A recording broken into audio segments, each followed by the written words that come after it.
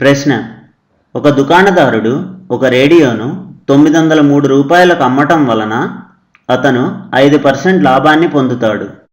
అయినా రేడియో యొక్క కొన్న వెలను కనుగొనుము. జవాబు: ఈ ప్రశ్నలో ఒక దుకాణదారుడు ఒక రేడియోను 903 రూపాయలకు అమ్మటం వలన అని ఇచ్చారు. అంటే ఈ 903 రూపాయలు అనేది ఏంటి? అమ్మిన వెల, అంటే అది సెల్లింగ్ ప్రైస్. దాన్ని రాద్దాము. రేడియో అమ్మిన వెల అంటే సెల్లింగ్ ప్రైస్, దాన్ని ఎస్పి అని అనుకుందాము.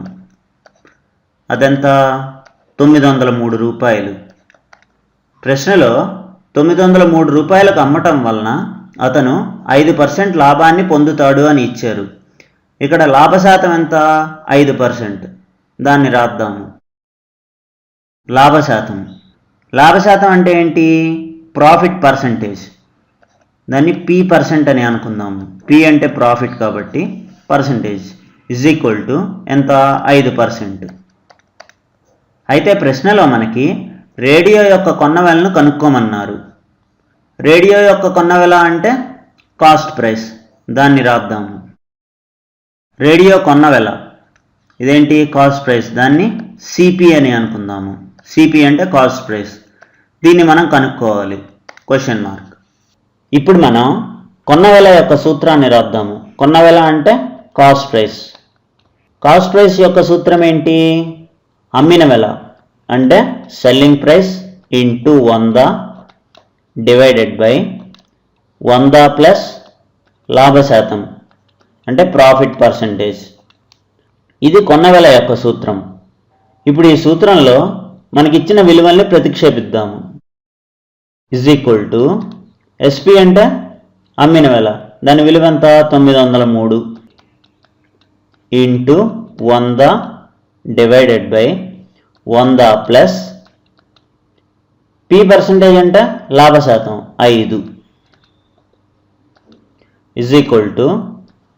903 ఇంటూ 100 డివైడెడ్ బై 100 ప్లస్ 5 అంటే దాని విలువ 105.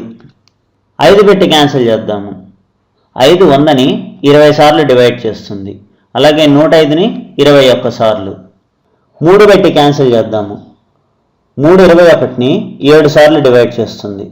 అలాగే 3 903ని 3 మూళ్ళ 9 0 3 1. అంటే 3 903ని 301 సార్లు డివైడ్ చేసింది. అంటే ఇక్కడ ఎంత మిగిలింది? 301 ఇంటూ 20 డివైడెడ్ బై 7.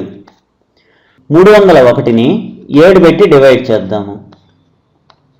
7 4ల 28.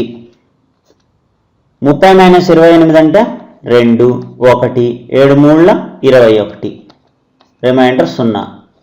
అంటే 7 301ని 43 సార్లు డివైడ్ చేసింది. అంటే 43 ఇంటూ 20. ఈ విలువను కనుక్కుందాము. 43 ఇంటూ 20. 0 ఇంటూ 3 అంటే 0. 0 ఇంటూ 4 అంటే 0. 2 ఇంటూ 3 అంటే 6. 2 ఇంటూ 4 అంటే 8. 0 6 8 అంటే ఎంత వచ్చింది? 860 వచ్చింది. 860 రూపాయలు. ఇదేంటి? రేడియో యొక్క కొన్న వెల. ఇదే మనకు కావాల్సిన జవాబు. వచ్చే వీడియోలో మరికొన్ని ఉదాహరణలు చేద్దాము.